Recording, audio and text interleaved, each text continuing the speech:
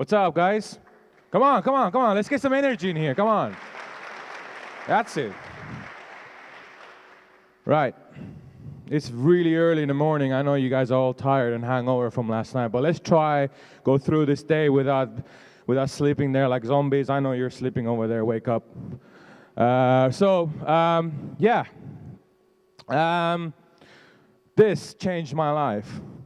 And about 4 years ago, I came to Madrid. I spoke really few words of Spanish, and I knew the food was great, but I never actually tasted anything like this before. If you're not from Spain, you really don't know much about this. This is pan con tomaca, or pan tomaca, or barrita de tomate. It's simply a really simple thing. It's just really nice bread, olive oil, salt, and tomato. And I can tell you it's one of the best things in the world, and that's what Spain is really good at. It's the simplest things that make things happen, and usually things like this, like ice cubes from Spain. I mean, they're crazy. I'm from Finland. I know I don't look like it, but I'm from Finland, and we have ice everywhere. And our ice is nothing like that. Our ice melts quickly, and it just ruins the whole drink. But here in Spain, the ice is so thick, it never melts.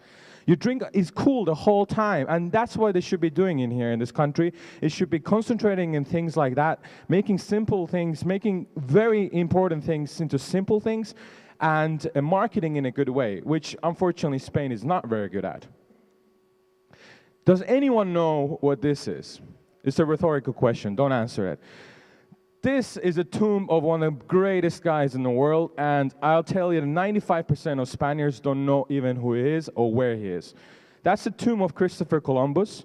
It's in Sevilla, and I knew about it when I was 5 years old. I learned it in school in Finland that this great man lies in that tomb in Sevilla. And when I asked my Spanish friends, they have no idea that he's there.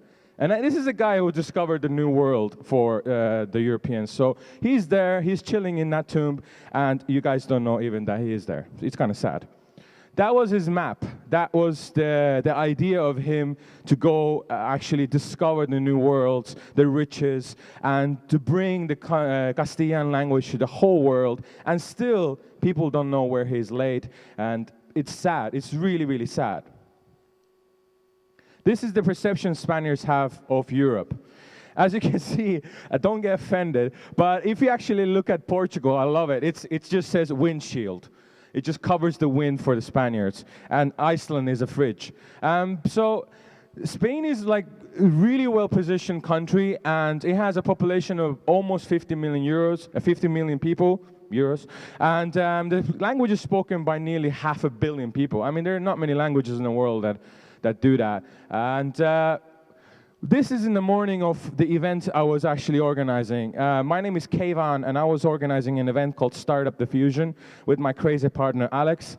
And that's in the morning on our way to the event, where just shortly after that photograph, we had a car crash. And the car crash was actually quite revealing because I couldn't move my neck at all. And I thought Alex died, and I thought the other person in front of us died as well. But luckily, nothing happened. So I thought that we're going to actually have to cancel the whole event, but luckily the person in front of us was wonderful, took us to the event, the actual car we crashed into, and we gave her free tickets for her and for family. Startup the Fusion is a community-driven event with people like Karel from Tetuan Valley, people like Manuel Zea from there, and people like Emilio. We came all together and we made this cool little event where we thought maybe 100 people can come and visit the event, but actually we had more than that. We had 400 people joining the event. We sold out the tickets, and on the morning of the event, we had 95 people still wanting tickets, and we told them, no fucking way, we're not selling them anymore. So we had people from 18 countries. We had a lot of friendships that happened. Actually, we just heard about CartoDB yesterday. It just raised $8 million. That was one of the connections that they made in our event. That's not bad.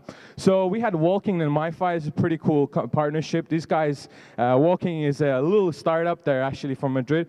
They met these guys from MiFi who provide wireless mobile hotspots, and now they're going together to China and India for 2 months, tour around the countries and promote startup entrepreneurships in Spain and vice versa.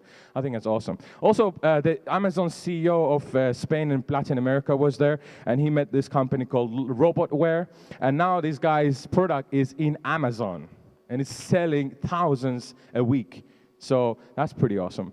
And we have since then we had 7 investments, but yesterday we heard the 8th one, so it's pretty cool. That's me on the left.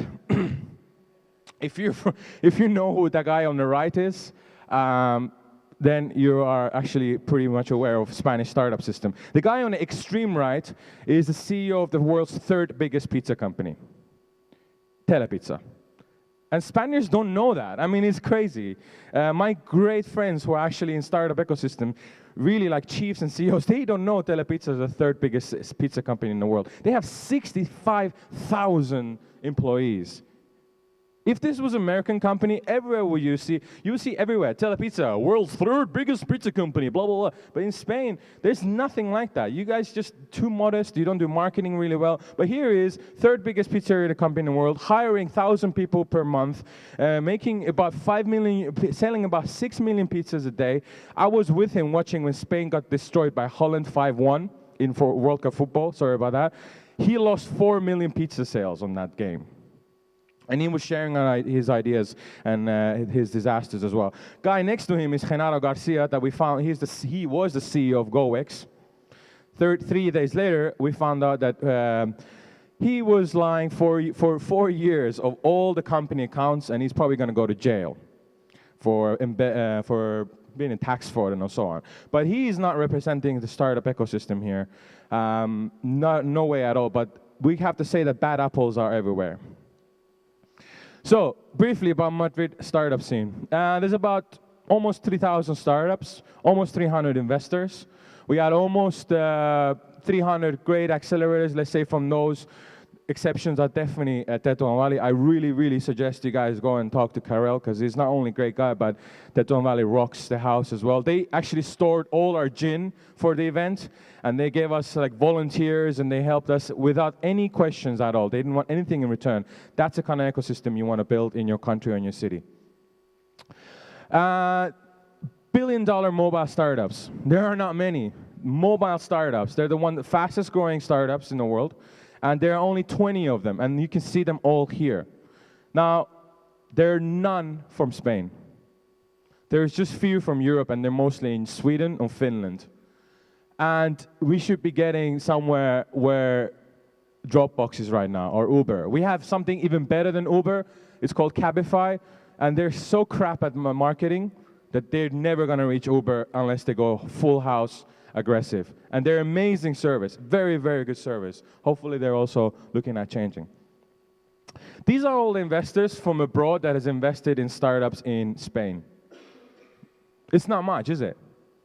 It's really not that much. I mean, there's some great ones like Packlink, the one on the left, on the second bottom on the left. Axel Partners did the first investments from abroad from Silicon Valley in Spain, and it was Packlink for $8 million. What we need to do in Spain, in Madrid, in my opinion, as a foreigner, we need to cut the 20th century Toro shit, which is bullshit, and really just get straight to the business making and let these entrepreneurs do the business. No social security payments. I fucking hate the social security system here. 300 euros per month you have to pay to actually be an entrepreneur. It's disgraceful. We need to stop that until we generate 100,000 income, in my opinion. No tax contribution, just like in Israel. Why is Israel so good at what they do? I mean, Kyle was just telling me why they're so amazing at how is that country growing so fast and becoming innovative. They don't charge these entrepreneurs hundreds of thousands of euros in taxes before they make money.